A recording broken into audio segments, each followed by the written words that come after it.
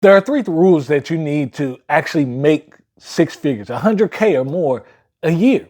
Now, I know it can seem daunting because when you look at the stats, not even 10% of the population makes six figures or more.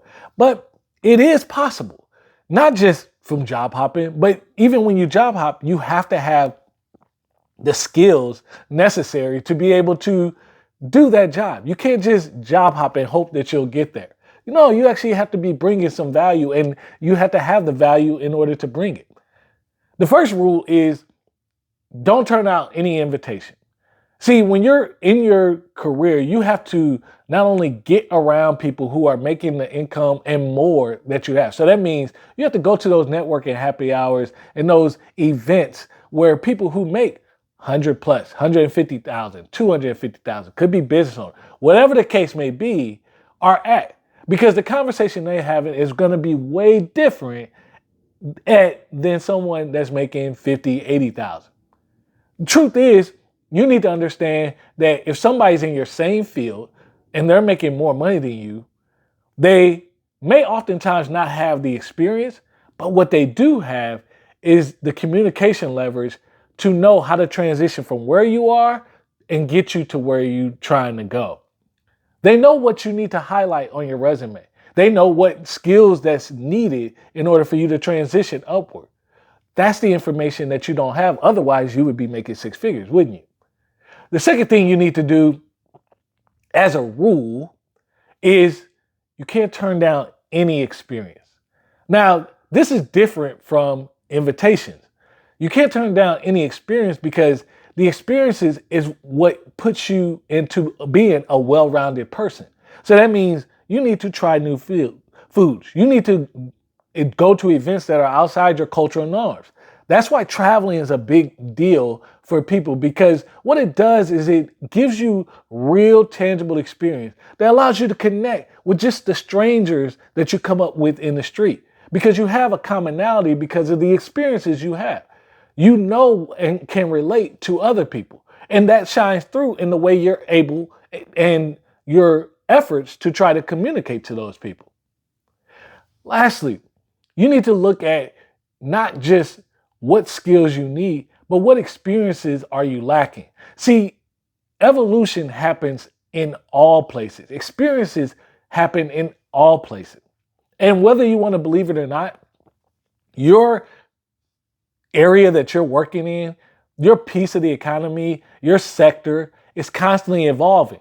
And skills that were needed 5, 6, 7 years ago don't even matter right now.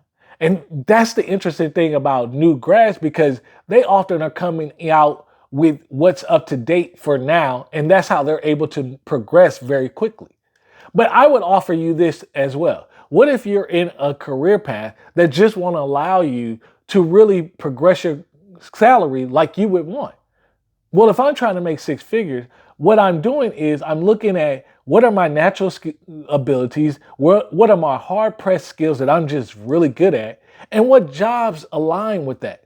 And though those jobs may be hard to learn, like me, I'm not really a tech person, but I would go learn tech and I would spend hours and hours.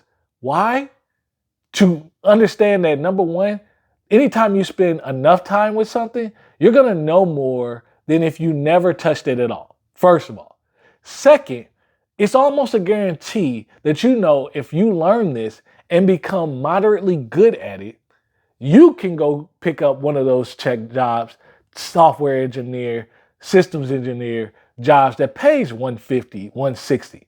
So the guarantee on the result is already there. The same thing as to say is if you're trying to make six figures and you want to go in healthcare, well, you could become a nurse because there are so many different ways that you could make money as a nurse or any other aspect of health. The point of all this is there's a piece of ignorance, childish ignorance that happens, and just normal ignorance that you often have to be a little bit delusional that no matter what, I'm going to keep going and pressing forward in this area because I know it's going to yield me that over six-figure result that's going to allow me the financial freedom that I'm looking for. The point is, You don't have to go in crazy mountains of debt to do this. But if you use those 3 rules, you will find a better path, because the one thing that happens when you ask somebody a question, they want to give you the benefit of their experience. They don't want you to experience the same hurdles that they went to. They would say, oftentimes, and preface anything, be like, well, if I was doing it today, I would do it this way. These are 3 rules that you really need to think about. Hi, my name is Jonathan. I want to help you build your wealth. Follow me for more.